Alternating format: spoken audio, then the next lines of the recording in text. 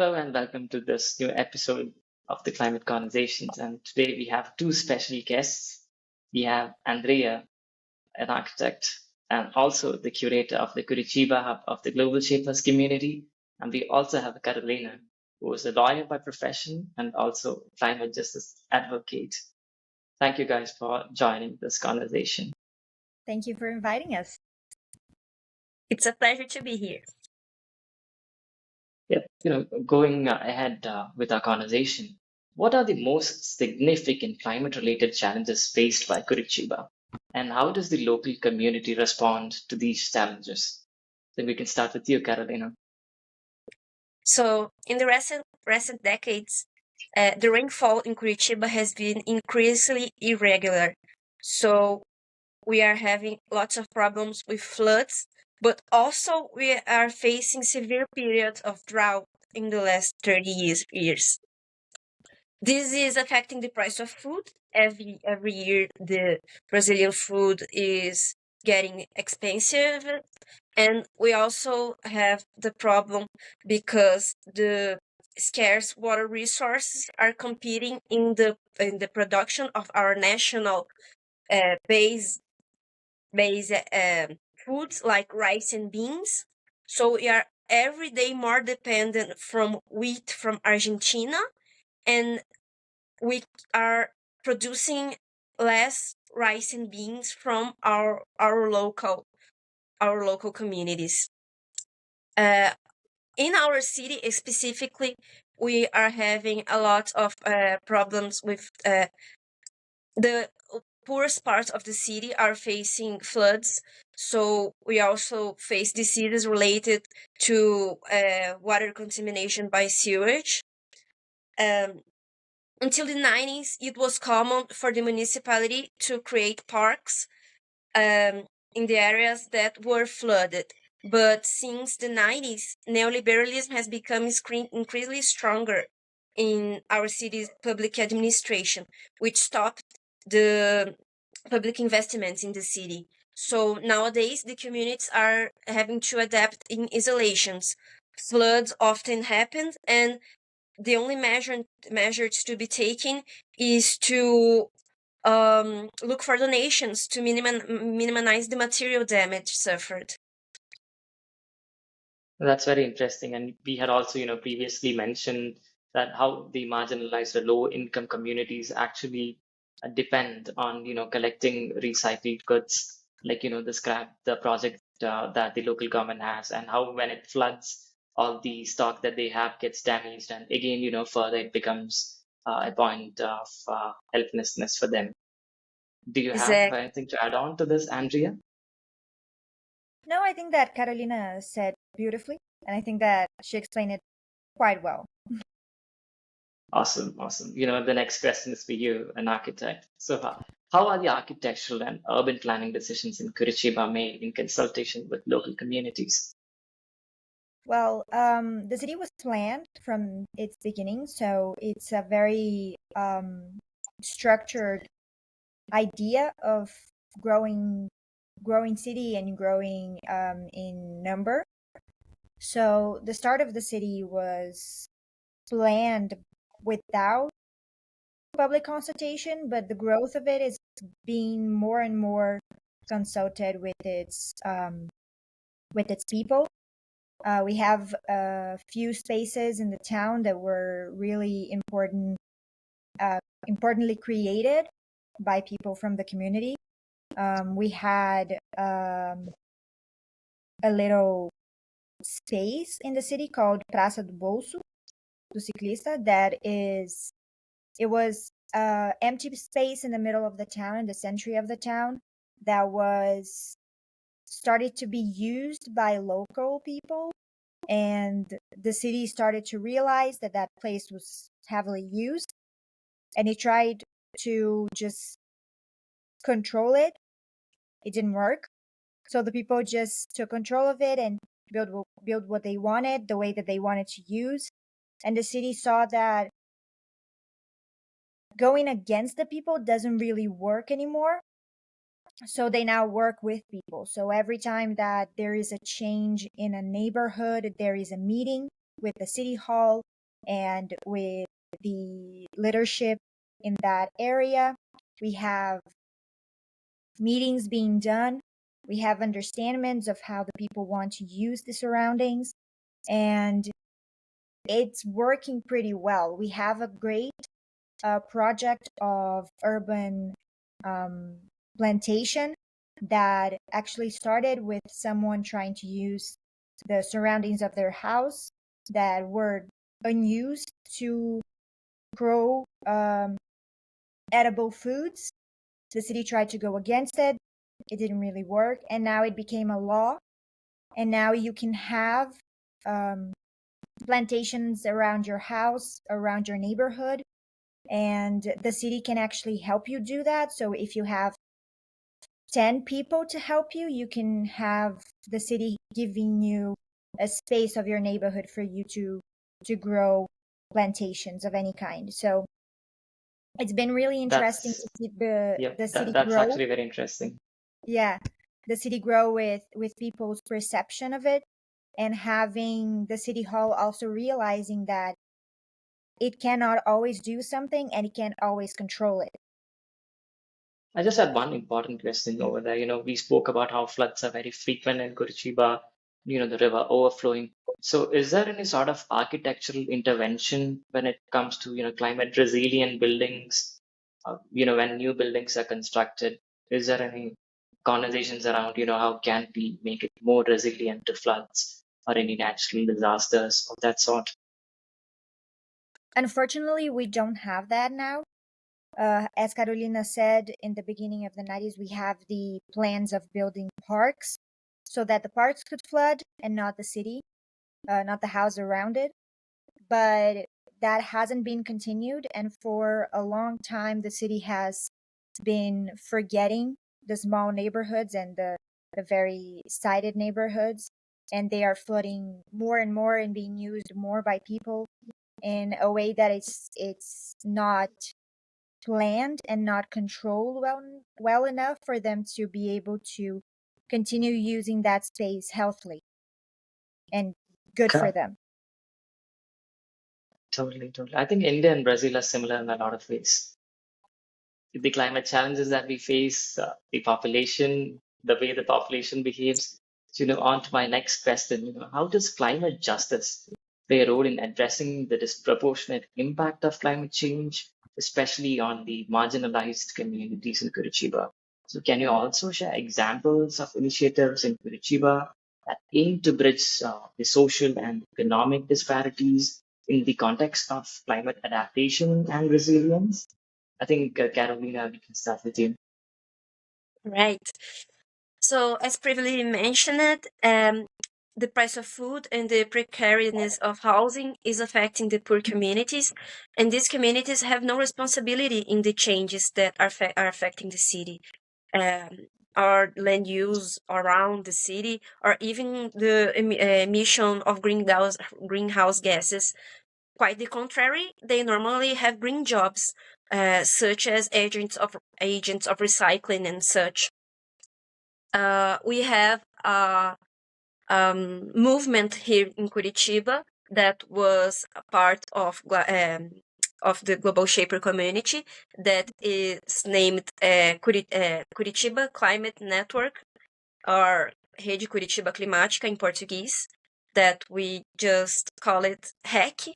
And HEC is a collective movement that has the purpose of engaging and articulating people to make Curitiba a region more fair and more sustainable.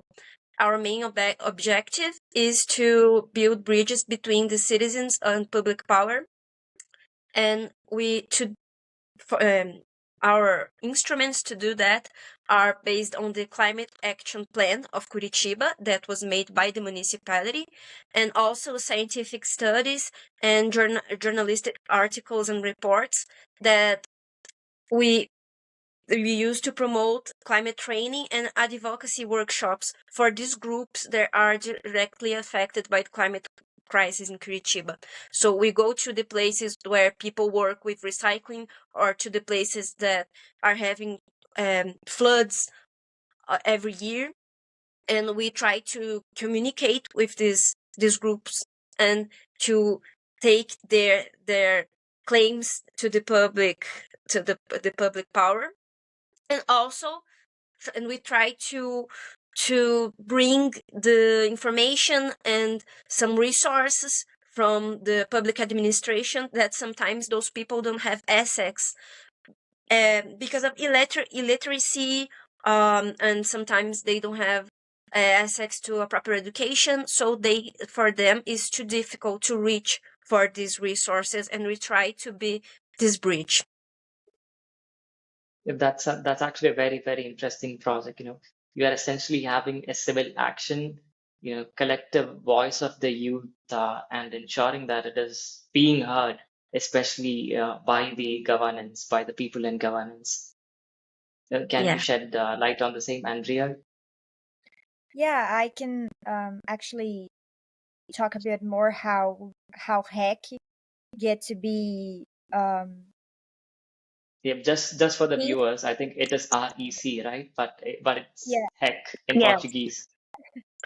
And RECC. Oh, yeah, okay. Okay. and heck is being given more and more space in like big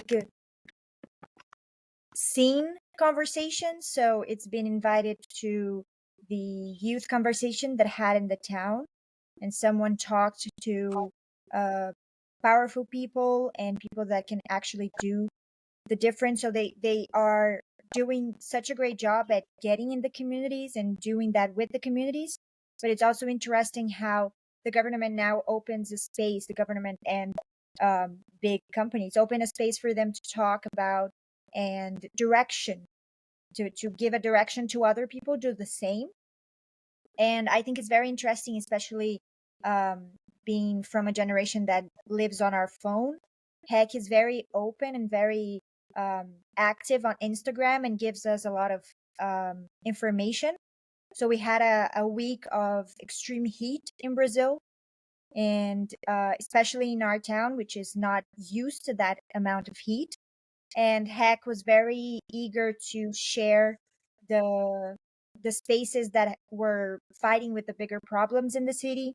And so, as global shapers, that were kind of like the first betting of Heck, we are so excited to see those informations being shared, because then we can continue to do something with Heck, and also with other people, and having um, other ideas, because obviously Heck is an amazing project, but it can't do everything. It's really, really hard to do everything, but it's giving the information to other people with resources to do the same thing, which I think is amazing.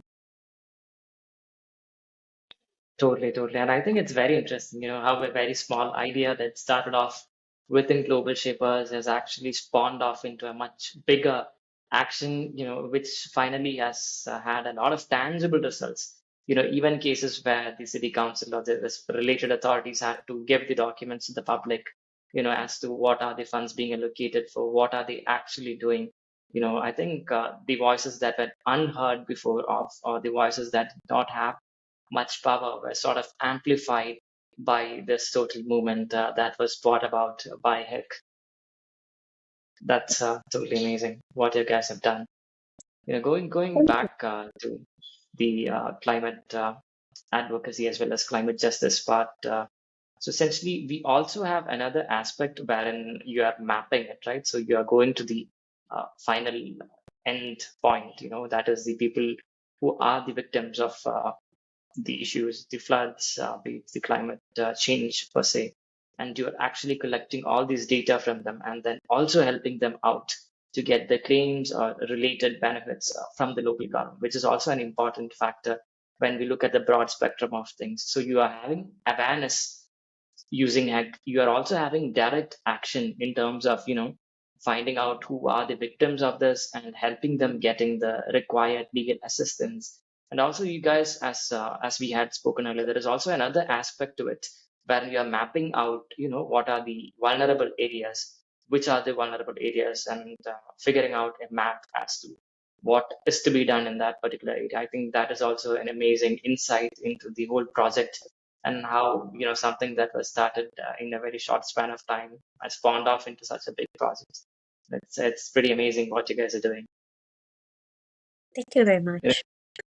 coming to the end of the climate conversations, I just end most of these conversations with a question that I pose to the guests.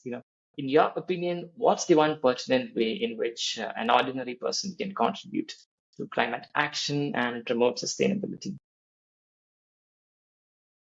Carolina? All right.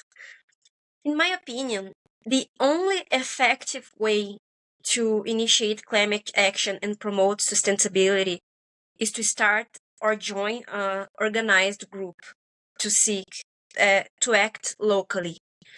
Structural problems are not tackled individually, but collectively. And I have a phrase that I love so much that is ecology without class consciousness is gardening. That was pronounced by our Gandhi from Brazil, who is Chico Mendes, who was the first famous environmental activist from Brazil.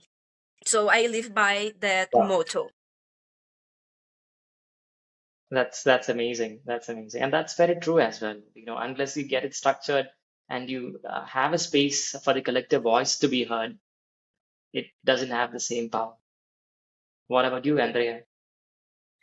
Well, joining in with Carolina's response, I think that also joining with a structure group can give you new views about your own space of living, so you understand how you can live more sustainably, or understand how the rains are damaging or making it difficult to live around you, or the heat and everything, and you can start thinking more about the people that live around you. Those problems sometimes can make people very individualized, because they think that it's not something that everyone goes through. But being in a group with people that understand those terms and understand those issues can make you see the world in a different way, and maybe find a new solution for yourself and for your neighbors. That's actually equally amazing. Man, I think that's very important. The point that you just put, even if you see heck what you guys are doing, especially figuring out the vulnerable areas, I think that's also very important. As an individual, you're actually finding out what are the problems that are there, and then collectively you're helping out a community as well. Figuring out what would be the best response for such a threat or such an issue that climate is having. Thank you so much for spending your time with us, and all the very best to you, Andrea and Carolina, and the Global Shapers Hub of Curitiba, as well as HEC. All the Thank you so best to much. your future endeavors. Thank you very much. Thank you. It was a pleasure to be here and to have this conversation with you guys. Yeah. Thank you. Thank you so much. Bye. Good luck with the rest of the podcast. It's amazing. Thank you. We are Thank you eager so to hear much. it. Awesome. Bye. Bye. Bye.